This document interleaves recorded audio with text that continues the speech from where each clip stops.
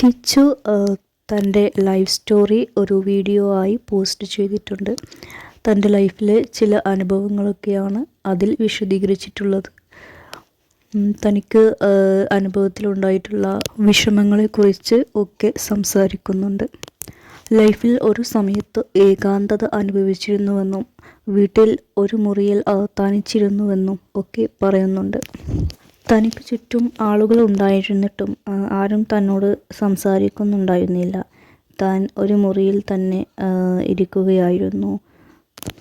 താൻ ആ സമയത്ത് വല്ലാത്ത ഏകാന്തത അനുഭവിച്ചുവെന്നും തൻ്റെ വിഷമങ്ങൾ ആരോടും പറയാൻ കഴിഞ്ഞിരുന്നില്ല എന്നും പറയുന്നു.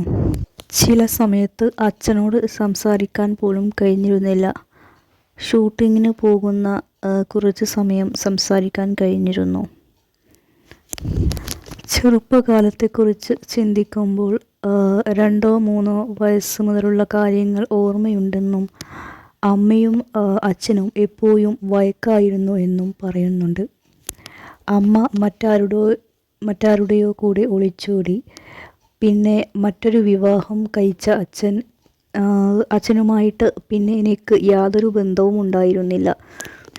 ബന്ധമില്ല എന്ന് പറയാൻ പറ്റില്ല. കുറച്ച് സമയം കാണുമായിരുന്നു, അതിലപ്പുറം ഒന്നുമില്ല. അവർ തമ്മിലും പ്രശ്നങ്ങളുണ്ടാവുകയും അവർ പിരിയുകയും ചെയ്തു. അതിനുശേഷം 3ാമതൊരു വിവാഹം കഴിച്ചു. എന്നോട് അച്ഛൻ ചോദിച്ചിരുന്നു ഈ അമ്മയെ വിവാഹം കഴിക്കട്ടെ എന്ന്. ഞാൻ ഓക്കെ എന്നും പറഞ്ഞു. അമ്മ ആ സമയത്തൊക്കെ നല്ല അടിപൊളിയായിരുന്നു. ഇപ്പോൾ ആ ഒരു കണക്ഷൻ ഇല്ല. കണക്ഷൻ എവിടെയോ നഷ്ടപ്പെട്ടു. കിച്ചു അമ്മ എന്ന് പറയുന്നത് രേണു സുധിയെക്കുറിച്ചാണ്.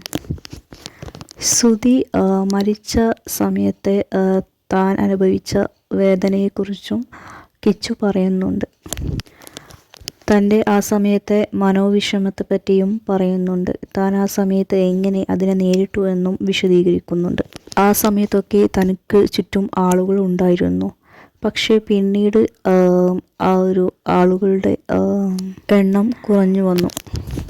എന്നെ ആർക്കും ഇഷ്ടമല്ലായിരുന്നു. എന്താണ് കാരണമെന്ന് അറിയില്ല. അമ്മ ആദ്യമൊക്കെ സ്നേഹത്തോടെയായിരുന്നു പെരുമാറിയിരുന്നത്. പിന്നീട് ആ ബന്ധം പതിയെ കുറഞ്ഞു വന്നു. എനിക്ക് വിഷമമുണ്ടായ ഘട്ടത്തിൽ എൻ്റെ സുഹൃത്തുക്കളാണ് കൈപിടിച്ച് ഉയർത്തിയത്. എനിക്കും തെറ്റുകൾ സംഭവിച്ചിട്ടുണ്ട്. അത് തെറ്റാണെന്ന് മനസ്സിലാക്കി ഞാൻ തിരുത്തിയിട്ടുമുണ്ട്. പക്ഷേ പലരും എന്നെ ഇപ്പോഴും കുറ്റപ്പെടുത്തുന്നുണ്ട്. അതിൻ്റെ പേരിൽ ഞാൻ ആ ഒരു തെറ്റാണെന്ന് മനസ്സിലാക്കി തിരുത്തി മുന്നോട്ട് പോകുമ്പോൾ കുറ്റപ്പെടുത്തുന്നത് എന്തിനാണെന്ന് മനസ്സിലാവുന്നില്ല.